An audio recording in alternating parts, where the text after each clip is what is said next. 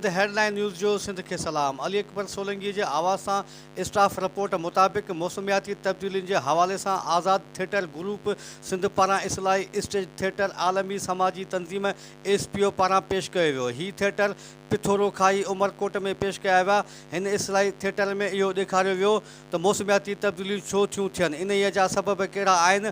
आर्टिस्टनि पंहिंजे किरदारनि सां ॿुधायो त असां आम ज़िंदगी जे वहिंवार में प्लास्टिक जो इस्तेमालु हद खां वधीक कंदा आहियूं।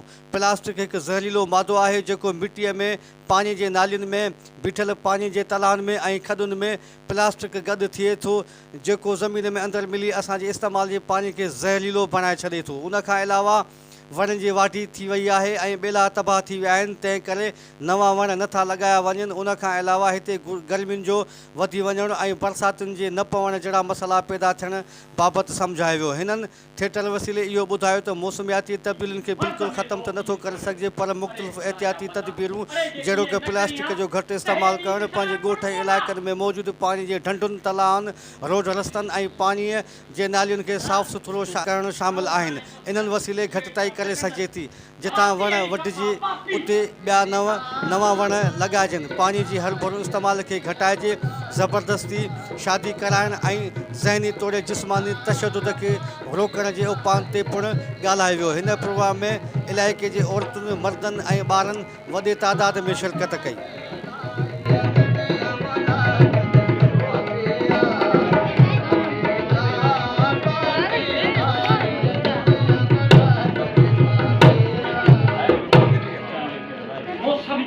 हथ जुरान न कंदे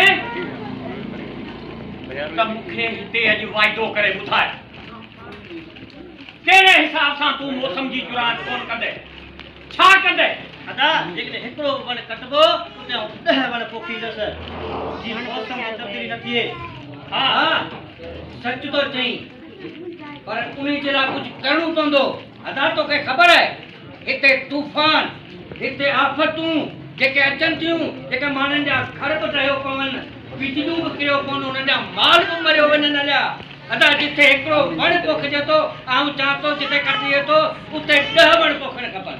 ऐं हा अदा ॿी ॻाल्हि ॿुध, जेके झके नमूने जा घर आहिनि, झकी जॻह ते आहिनि, उन्ही खे खपे त पंहिंजा घर मथां ई जॻह ते ठाहिनि त जीअं ॿोॾनि खां बची सघनि। ॿोॾनि खां जेकॾहिं इहा आहे तो हिन मजमे खां पुछूं था, हे वण पोखींदा ऐं पंहिंजो इस्तेमालु न कंदा, हथ मथे खनि। ऐं हा इहे शर्त असांजा जे सभु तव्हांखे क़ाबिले क़बूल आहिनि त उनजी असांखे निशानदी करे ॾियो। जेको हथ मथे करी ॿुधाईंदो त इहे शर्त असांखे क़बूल आहिनि त असीं अॻिते वधूं। अति छा तव्हां वण पोखींदा, पंहिंजा घर मथे ठाहींदा, पंहिंजो इस्तेमालु कोन कंदा, ऐं पासनि खां जेके वॾा खॾा पियल आहिनि उन्ही खां पंहिंजे नंढड़े गुलनि जहिड़े ॿारनि खे बचाइणो पवंदो। उहो कंदो हे सभु तूं मथे हथ कोन खणनि छो? ख़बर पवे त वण पोखींदियूं त वण पोखण सां असीं बची त नथा सघूं, पर कुझु न कुझु असांजी बचा थी सघे थो। त पोइ वण पोखण